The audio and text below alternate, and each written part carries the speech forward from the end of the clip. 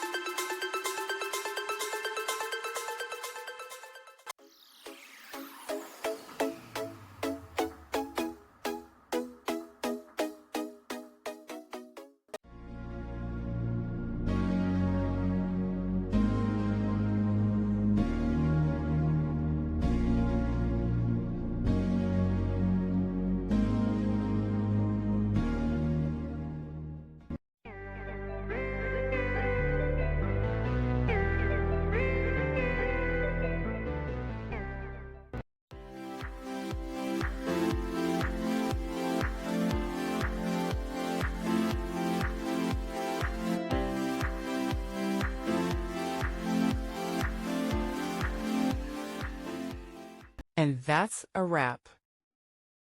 I hope you found the answer you were looking for. If you did, take a second to hit that subscribe button. It really helps out. And let me know in the comments which solution worked best for you. See you next time in the debug zone.